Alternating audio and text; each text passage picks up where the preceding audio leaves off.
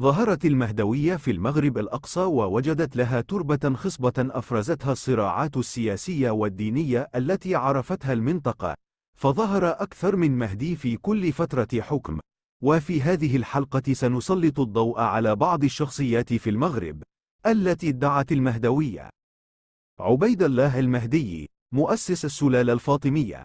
أول من لقب عبيد الله بالمهدي هو أبوه محمد بن جعفر في آخر أيامه، قائلا له: أنت المهدي وتهاجر بعد هجرة بعيدة وتلقى محنا شديدة.